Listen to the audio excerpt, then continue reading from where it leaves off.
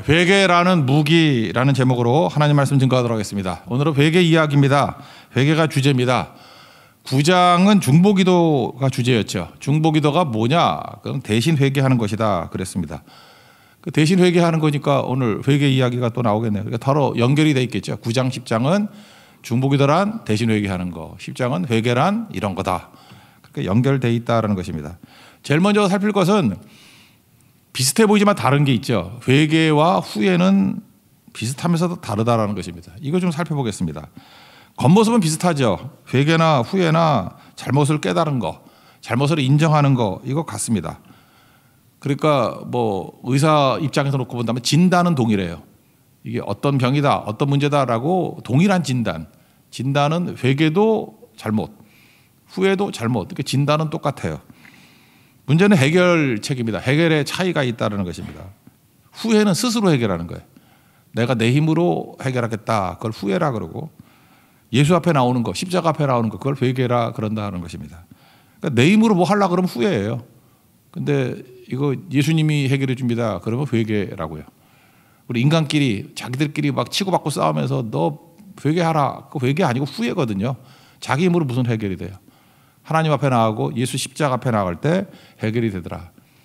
우리 에스라와 동시대 때의 선지자가 구약 마지막 3명 선지자 아닙니까? 스가랴서, 이것도 이렇게 이해할 수 있죠. 4장 6절에 보면 이는 힘으로 안 되고 능으로 안 되고 오직 나의 영으로 된다.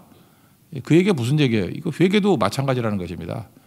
내 힘으로 되고 내 능력으로 된다 그러면 후회고, 나의 영으로 된다 그래야 회개다, 이렇게 얘기할 수 있다라는 것입니다.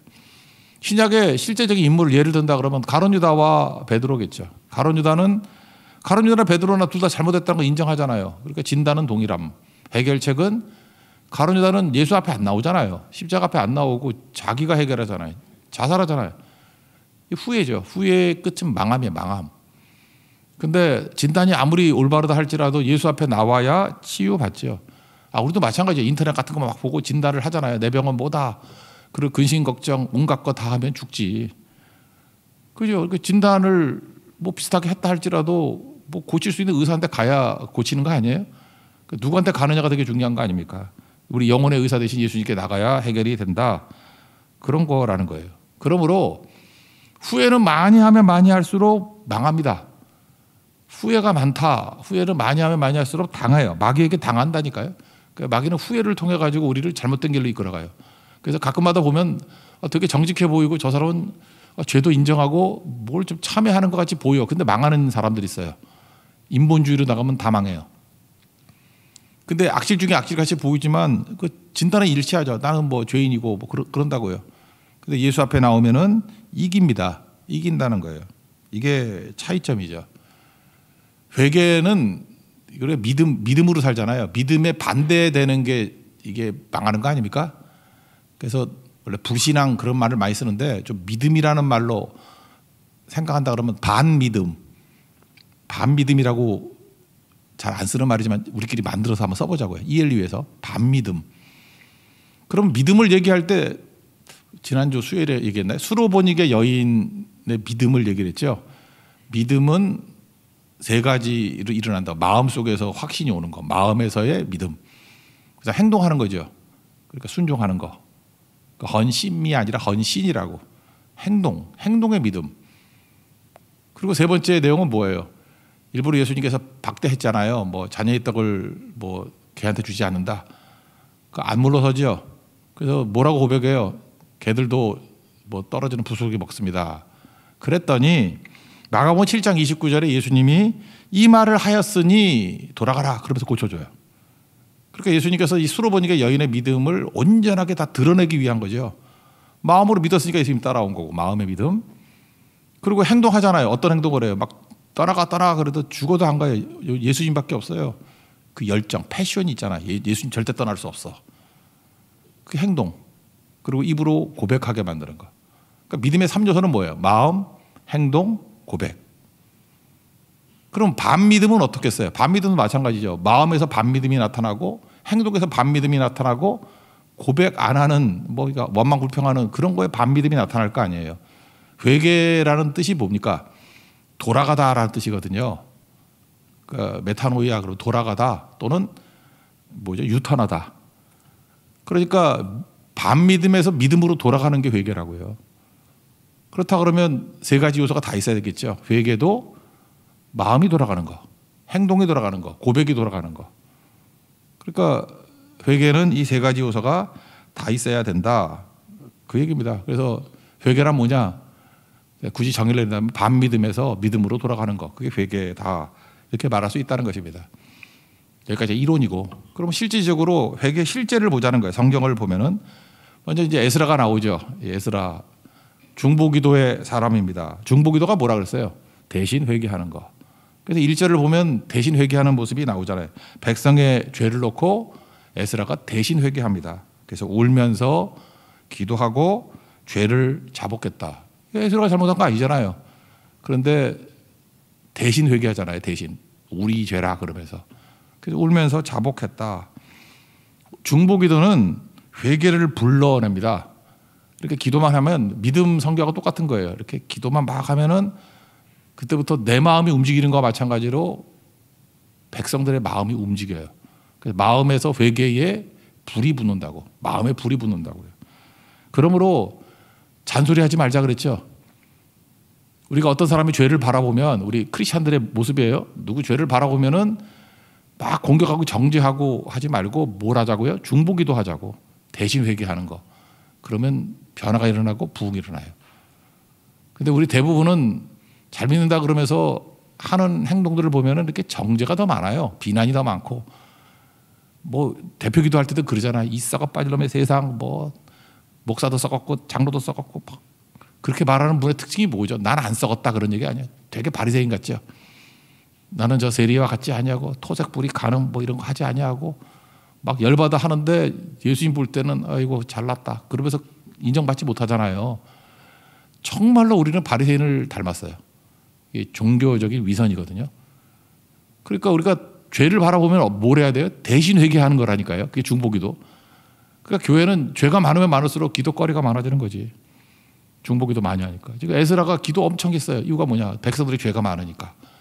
중보기도 하더라. 울며기도 하더라. 그래서 뭐 정죄하고 뭐 잔소리하고 비난하고 그러지 않죠. 우리 부모님들도 마찬가지예요. 자녀들이 잘못됐을 때 잠깐 잔소리하려고 그러지 말고요. 눈물에 회개를 하시라고요.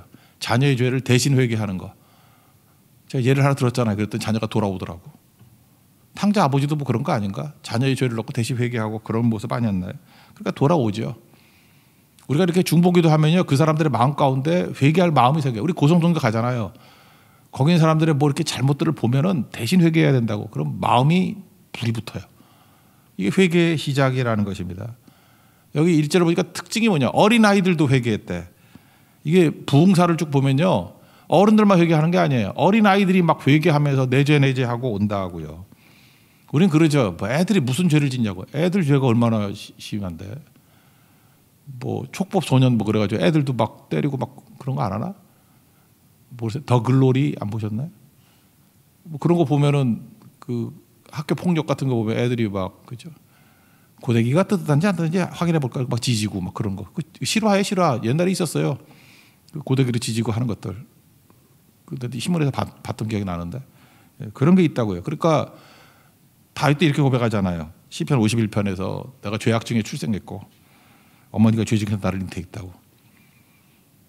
여러분 한 5살짜리 정도 되는 애의 죄를 볼 때 섬찟해요. 아, 죄인이구나. 초등학교 3학년에 말할 것도 없죠. 이 죄인 중에 괴수구나. 중2 두 손 들어요, 두 손. 그죠? 중2의 죄. 그래서 교회가 될 때 어린아이들이 회개하고 나오고요. 이번 고성에도 유초등부도 캠프가 있고 청소년부도 캠프가 같이 있다 그러는데 예배 중에 이제 아이들이 막 통에 잡아가고 나오고 청소년들이 통에 잡고 나오면은 엄청난 부흥이 일어나겠죠. 이런 일이 벌어졌다는 거예요. 누가?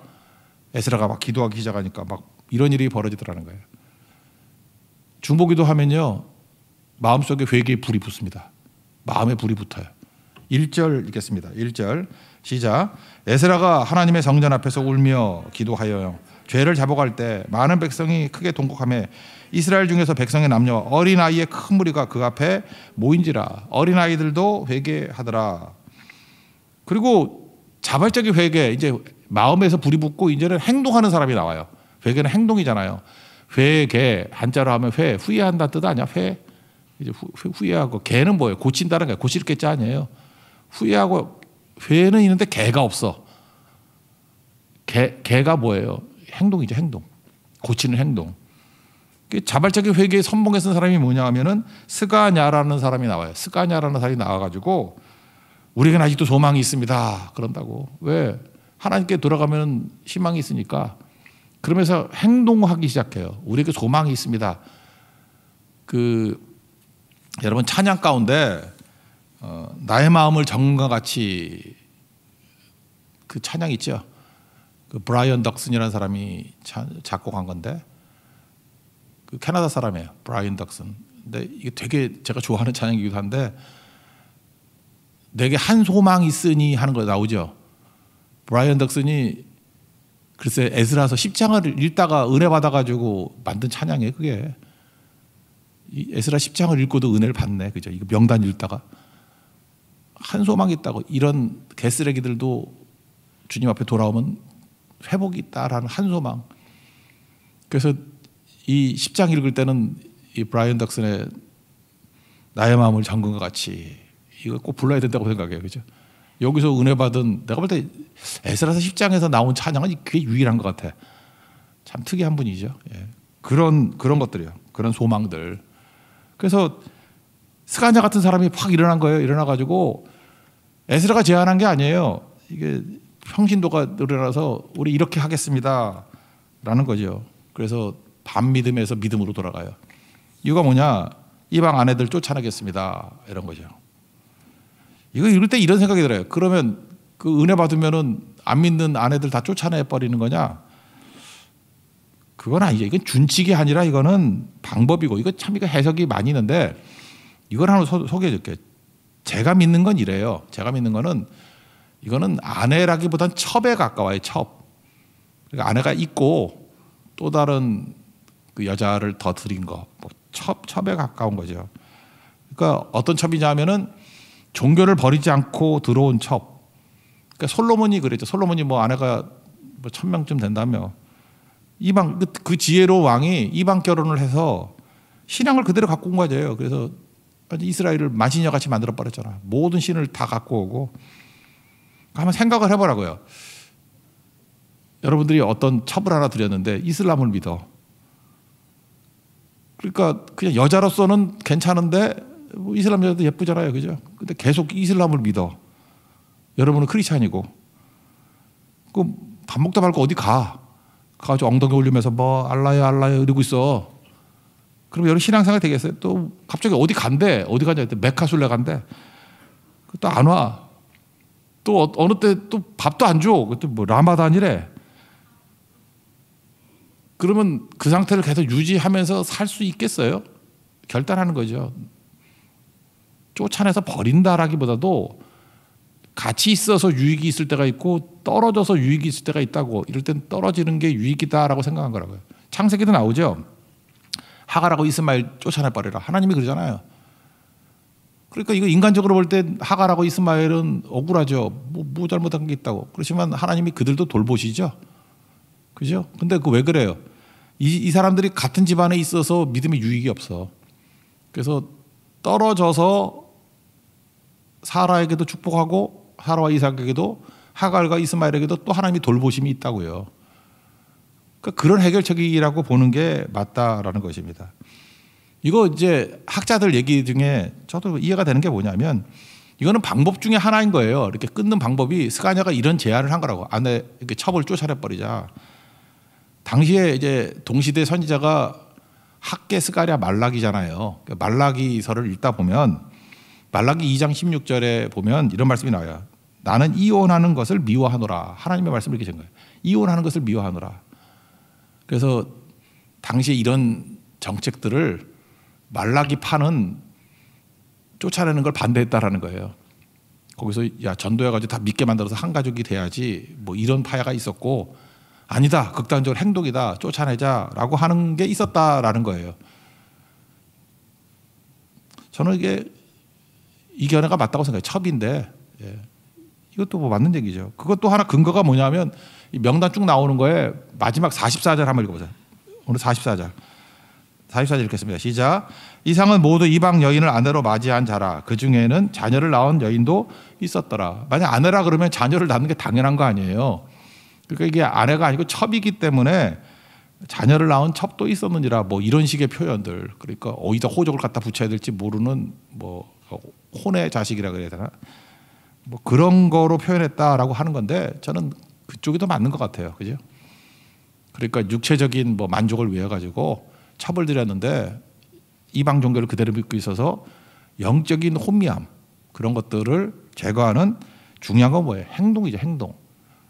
이거 에스라가 이렇게 하자는 얘기가 아니었고 스가냐라는 사람이 제안을 한 거예요. 우리 이렇게 하겠습니다. 그죠? 그러니까 약간 좀 극단적일 수도 있는 거죠. 이런 행동을 했다라는 거예요. 스가냐의 행동 제안을 읽어봅시다. 2절과 3절입니다. 시작.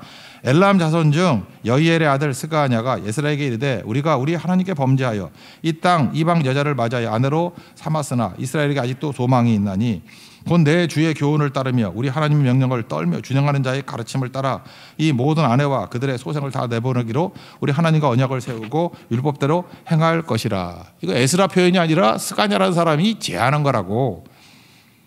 그러니까 기도하면요 이렇게 돕는 자가 나와요. 뭐 이렇게 쭉 나온다고 사람이 모인다고. 이번 고선선교도 팀이 잘 안 모이고 한번 기도해 보세요. 기도하면 사람이 모여요.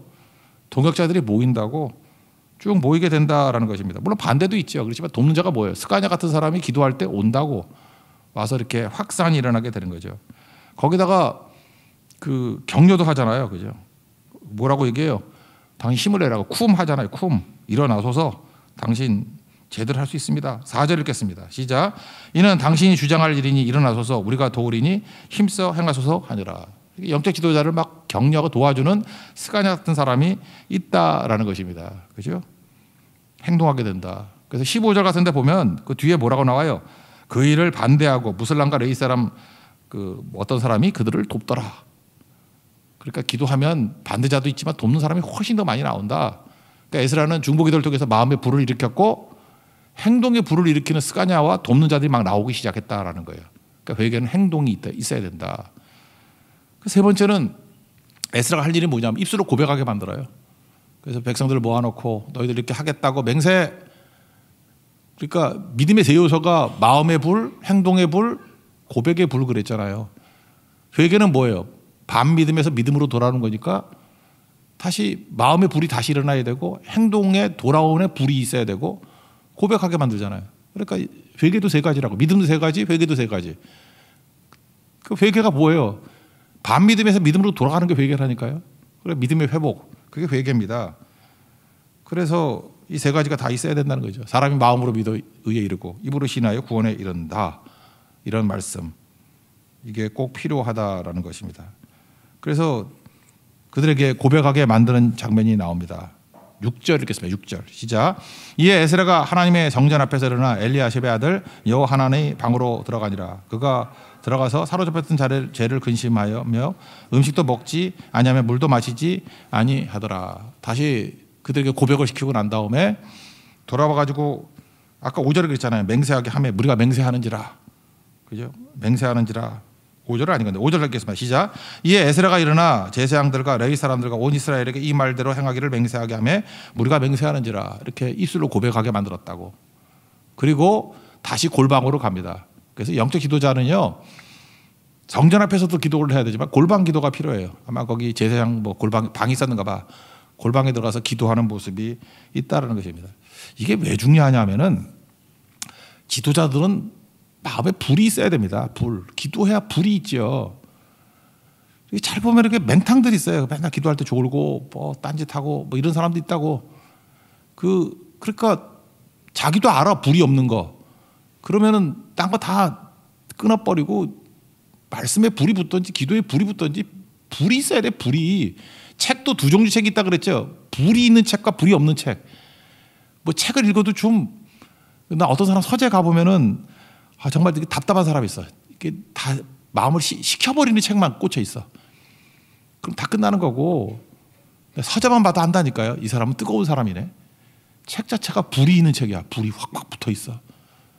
그래서 불이 있어야 된다니까요. 불이 에스라에게는 기도에 불이 있잖아요. 그러니까 불을 붙이지. 우리가 성경하기 전에도 우리가 해야 될 일이 뭐냐면 이제 기도 많이 해서요. 불을 가지고 가야 돼. 불이 있어야 불이 불을 붙일 수 있어요. 사람들의 마음에 불을 붙이고 그럼 분명히 현장에 가면 루디아가 있듯이 스가랴 같은 사람이 일어난다고 우리 이렇게 하겠습니다라고 하는 현지에서 나오는 또 행동하는 불 붙는 사람이 있어요. 그 마지막 고백이 뭐예요? 다 같이 모여서 먼저 믿은 자와 나중 믿은 자가 입술의 고백을 통해서 예배드리는 거. 이게 회개입니다. 회개는 뭐예요? 믿음의 회복이라고. 이제 그림을 아시겠죠? 이 얘기를 하고 있어요. 1절부터 6절까지가 사실 오늘 총 얘기예요. 총 내용이라고. 믿음 떠났던 반믿음의 사람들이 대신 회개하는 에스라의 이 불덩이 같은 마음이 전파되어서 마음에 불이 일어나고 행동에 불이 일어나고 스가랴를 통해서 마지막에 다 모였을 때 입술의 고백을 통해서 고백의 불이 붙더라. 이게 부흥이다. 이게 회복이다. 이걸 말해주고 있다는 것입니다. 당장 다음 주에 우리가 이런 일들을 보기를 원합니다. 여러분 기도하십시오. 불 있는 하나님의 종 되기를 축원합니다. 그러면 이제 마지막 팁으로 하나만 더 얘기할게요. 언제 우리가 회개할 것인가 하는 거예요. 언제 후회만 하고 있으면 당합니다. 회개해야 돼요. 왜? 후회만 하고 있으면요 죄의 영향력을 발휘한다고. 이 죄가 영향을 발휘하면 안 되겠죠. 그래서 로마서 6장 16절을 보니까 우리가 죄를 지면 죄의 종이 된대요. 근데 우리가 회개하고 돌아오면 우리가 순종의 종이 된대.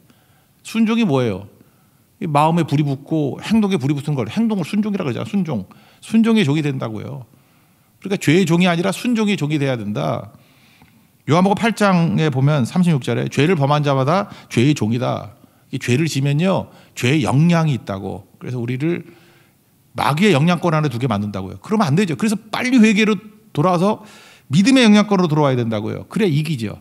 죄의 영향권에 머물러 있으면 망하고 이 믿음의 영향권에 있으면 승리해요.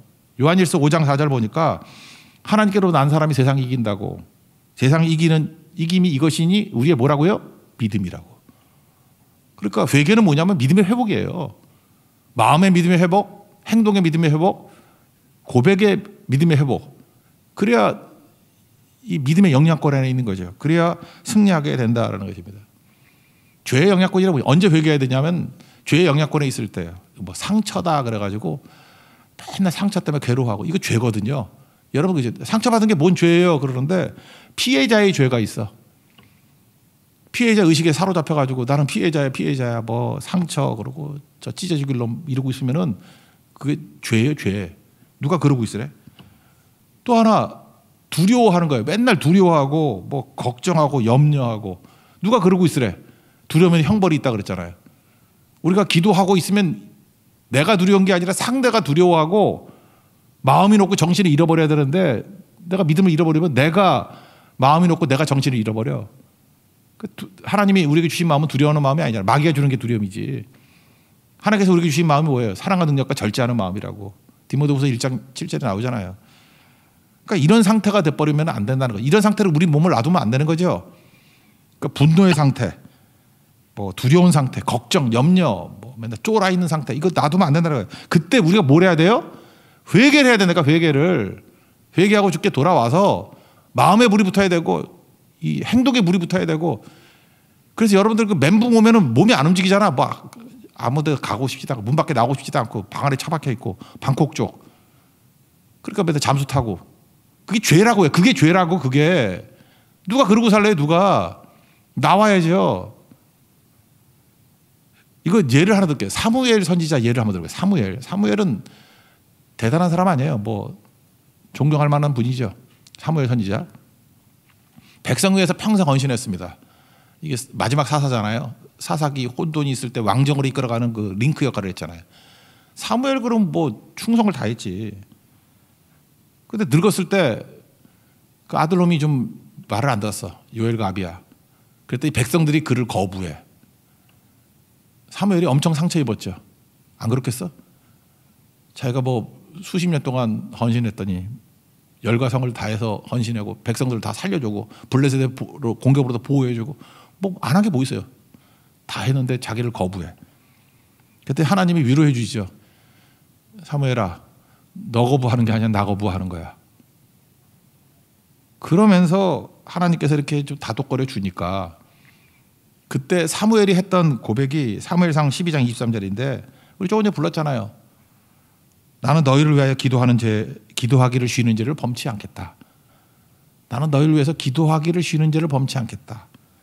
그랬더니 우리는 이걸 어떻게 생각하냐면 지금도 열심히 기도했는데 이 사람 멋있어. 마지막 멘트가 너무 멋있네. 나는 은퇴해서도 계속 기도할 거야. 이렇게만 이해하는 것 같아요. 그거 아니에요. 그거 아니고 제가 사무엘 입장에서 생각을 많이 해봤어. 무지 섭섭한 거야. 배은망덕하다가 느끼는 거야. 목회하다 보면 그런 거 느낄 때 있거든. 이 배은망덕이네. 그런 거 있어요. 이거 이럴 수가 있나? 그래요. 막 덮어씌우고. 그러니까 사무엘이 그랬다고 이 배은망덕이네. 이거 뭐지? 분노심이 일어나고 섭섭함이 일어나고. 그러면은 죄의 종이 된다고. 특징이 뭐냐? 두 가지예요. 말씀이 안 들려. 저 가끔 설교 헤맬 때 보면 분노에 있는 거야. 말씀이 안 들어와. 이게 풀어지질 않아. 그리고 기도가 막혀요. 기도가 막힌다니까. 기도가 안 나와. 적어도 그 사람 위해서 기도가 안 나와. 대신 회개. 생각도 하기 싫어. 사무엘 상태가 바로 그거였다라는 거예요. 니네들이 나를 거부해? 나 배신감 느꼈어. 이 배은망덕한 놈들아. 나 섭섭해. 그랬더니 기도가 막히는 거예요. 이때 저는 이게 사무엘의 회개라고 생각합니다. 내가 지금 뭐 하는 짓이지? 하나님의 종이 이게 뭐지? 라고 하면서 내가 너희들을 원망했어. 너희들에게 섭섭히 여겼어. 너희들을 배은망덕하다고 생각을 했어. 그래서 기도가 막혔는데 이 꼴이 뭐니? 배경. 너희를 위해서 대신 회개하는 중보기도 할게. 너희들 사랑해. 내가 너희들을 원망하지 않아. 하나님 바라보고 사역할 거야. 그래서 너희들을 위해서 기도 중단하지 않을 거야. 라고 하는 얘기예요. 그러니까 기도하기를 쉬는 죄라기보다는 굳이 설명한다 그러면 분노와 섭섭함 때문에 기도가 막히는 죄를 범치 않겠다. 그거예요. 아시겠어요? 내 마음에 있는 상태가 너무 나빠가지고 분노와 섭섭함이 있어가지고 기도가 막히는 것 자체가 죄예요. 그런 죄 짓지 않겠다라는 거예요. 그러니까 내가 너희들 계속 사랑하고 너희들에게 섭섭함 품지 않냐고 주님만 바라보고 계속 기도할 거야. 이게 사무엘의 회개입니다. 누구나 다 회개가 필요하죠. 믿음이 역사하지 않으면 막교 역사하는 거 아니에요. 회개해야 됩니다. 우리에게 회개의 불길이 밀어닥쳐서 다시금 하나님 앞에서 믿음의 능력, 세상을 이기는 능력이 회복되기를 원합니다. 그래서 회개라는 것이 우리에게는 무기예요. 그죠? 세상을 이기는 믿음을 회복하는 무기라고. 회개라는 무기를 가지고 다시 강력해지는 하나님의 종 되기를 축원합니다. 자리에서 일어나겠습니다. 나의 마음을 정금과 같이 찬양하겠습니다.